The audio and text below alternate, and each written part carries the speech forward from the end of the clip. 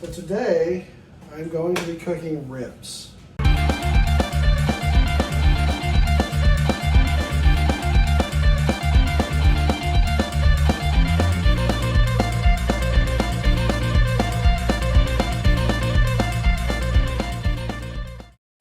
And I haven't done really many cooking videos. I cook a lot, so I figured why not show you guys how I cook and see if you want to try.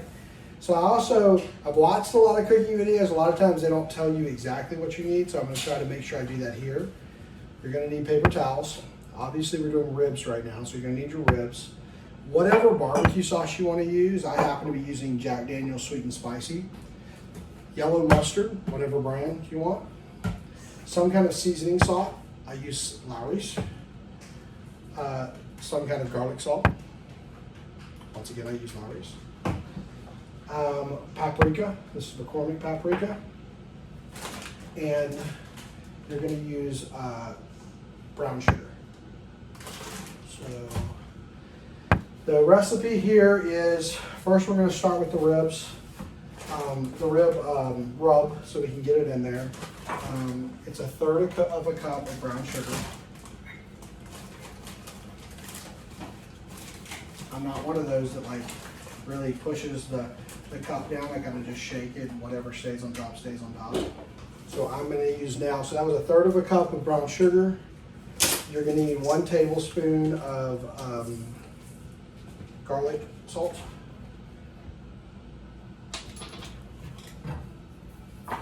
1 teaspoon of paprika, and then 1/2 tablespoon of whatever seasoning salt you use. And then we move on here. So the first thing you want to do is pat these dry, because they've been sitting in that water in the bag or wherever you got them for a very long time. You don't want any of that on there. Not to get too graphic, but it's literally sitting in water in its own blood, and it doesn't really equal a good taste usually. So just pat it nice and dry. All right, so there's this stuff on the bottom. There's mixed online of how people do it. Some people leave it on, some people take it off. I'll tell you the advantage of both. Taking it off lets you have tender ribs that you can literally pull apart. This skin on the bottom, which is called silver skin, if you leave it on, it won't have that ability. You'll have to cut them apart, and there'll be a little, ever had that rib where you had to pull it off the bone? That's because the skin's still on the bottom. So the way you do this is just take a non-sharp knife, a butter knife. You want to use the back of it. And what you're going to do is you're going to jam it, go on one of the bones, and you jam it under the skin here. So you can pull it up like this. It's pretty easy. Somewhere on places online tell you to use these because paper towel, because it's dry, it helps you grip it. I feel that if you've dried your ribs off properly, it's pretty dry to begin with. So I usually just grab it with my hands like this. I just pull. And if you do it right, which, happens most of the time, you can get this all off in one pull. That's it. It's gone. And you can have those ribs that are falling on. Now, at this point, what I'm going to tell you, because I like to let my rub sit a little bit, but I would go ahead now and turn your oven on to 275 degrees. Just to get it going and prepared. Okay, so you need something to make your rub stick. Almost everybody, including me, uses yellow mustard. Honestly, I've read a lot about it. You can use almost anything that's, sticky and a condiment. I'm sure you could use ketchup if you wanted to. But at the end of the day, I like the tang of the mustard. So generously put the mustard on here, rub that in, get a nice little layer of it. And here's the thing about cooking, especially for me, and Natalie can tell you, I am not a neat cook. I will clean up after myself, but while I'm cooking, it is not a neat process. I slather and I slap and I throw and it's not a neat process at all. He's not lying. And then when you're done, you can clean up. But I don't have time to worry about making sure that nothing falls off the edge of the cutting board and things like that. I always, just as a fun tip, I always put the mustard on the underside first because the underside doesn't really touch anything. It's lifted up by the curvature of the bones. So this allows me to do both sides in mustard before I ever put any rub on there. Another pro tip, go ahead and wash your hands now and dry them, because what's going to happen is you'll end up getting more of that rub on your hands than you actually get on the ribs. So when they say generous, when you hear online or you read someone's recipe and they say generously rub, they really mean generously. You want to make sure that there's no part of your ribs that doesn't have rub on it. I'm telling you, washing your hands is a big thing. I've had so many times where I've ended up with half of the rib rub on my hands, and you're like, well, good thing is, no, I don't have enough for my ribs. But generously get that rib rub on there. Go ahead and give these things a flip. Look at the bottom side, same thing. Generously spread that on the other rib before you start rubbing, so you don't pull all the mustard off. And I'm telling you, every time I show somebody how to make ribs, they always think that the amount of rib rub I'm making, I'm like a whole third a cup and all this, they're like, that's way too much. And as you start putting it on, you will very quickly realize it's just enough. It's not way too much at all. You almost always use it all.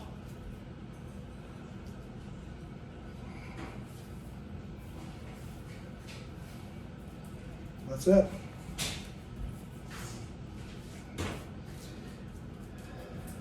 And trust me, I've seen all the people on TikTok right now trying to get Gordon Ramsay to comment on their stuff and make funny videos about them. I am not one of those people. Please do not tag Gordon Ramsay in this.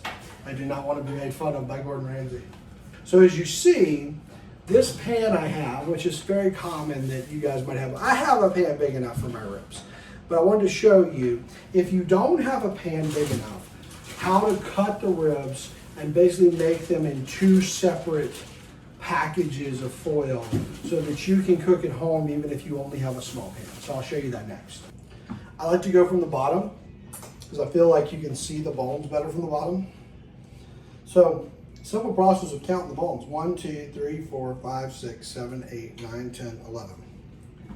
Obviously there's more on this end than that end. So I'll leave more bones on this end. So 11, so that's 6. 1, 2, 3, 4, 5, 6. Cut between the 6th bone.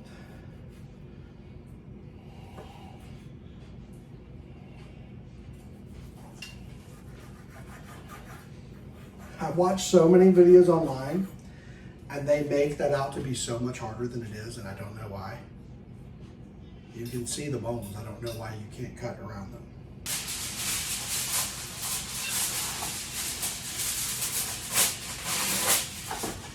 Fun fact, for you guys who have non-stick foil out there, the cloudy side, the shiny side. The cloudy side is because it has the non-stick stuff on it. So that's the side you want to face the meat.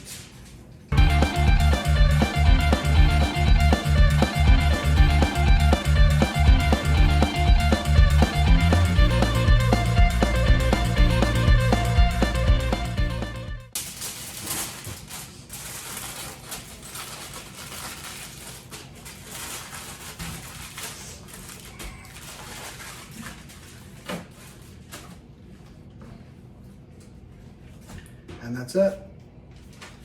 275 in the oven for 2 hours. And so just be prepared, you're gonna need 2.5 hours. So it's 2 hours like this. We're gonna take them out. We're gonna put some barbecue sauce on it. And for the last 30 minutes, it's gonna cook like that. So you need about 2.5 hours after you're to this part. So be prepared for that. So into the oven at 275, 2 hours. Okay, it's time. It has been 2 hours. So I'm gonna take these out now, preferably not with my hands. This is an optional thing. This is a little brush. It's a little silicone brush to brush this on. You can just dump it on, or you can put it on with your hands or whatever you want. But so it's time to get it out. Get a little bowl for the sauce so that we can spread it. You'll see how much of the juices and stuff. Now, just so you guys know, when you use foil, usually the foil is not going to really be hot. So pull away with the stuff that's not too tight on. And the way I like to do this, you can always use a glove if you want. But what I'll do is I'll take the first layer, as you saw I did 2 layers. I'll take the first layer off and then I'll flip it.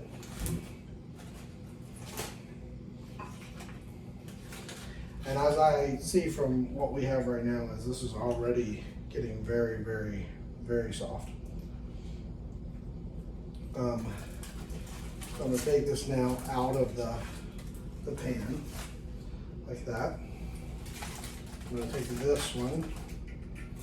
Now remember though, foil is fine, but if you're ever going to touch the metal part, make sure that you're using some kind of glove.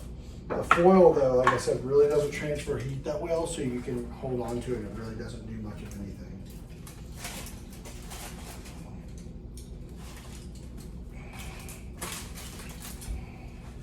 You need to get anything else? Mm-hmm.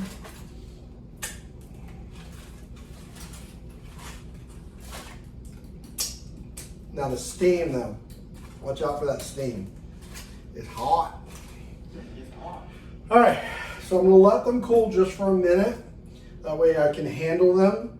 And then we're gonna put them back in the pan. We're gonna do the bottoms with some barbecue sauce, flip them tops with some barbecue sauce. We're gonna turn the oven temperature up to 400 degrees and put them on the top shelf. So the sauce has been transferred into a little container. I accidentally put my thumb in there, so I had to lick it. So we're gonna do the bottoms first. Go really thick with this. Obviously you want lots of barbecue sauce on your ribs.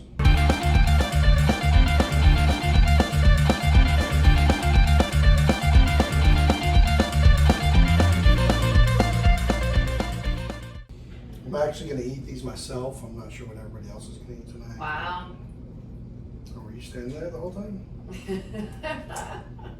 What are you doing for a side? Okay, stop reading my brain. Thank you. I was just going to ask you that. What did you want for a side? We could do salad for a side.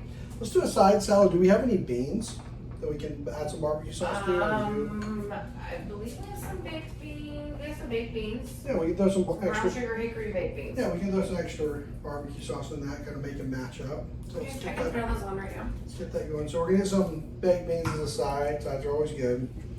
Going over. Okay, so my oven should be about 400 degrees right now. I'm gonna go ahead and throw these in the oven just like this. And here's another little fun fact that I've learned online that people don't tell you, but it's actually really smart.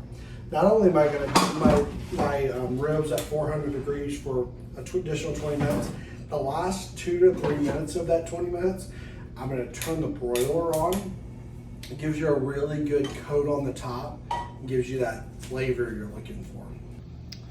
So right there on the top shelf at 400 degrees, that's what you're looking for. And one of the other reasons, like I said, you put it on the top shelf is you're gonna end up putting the broiler on towards the end.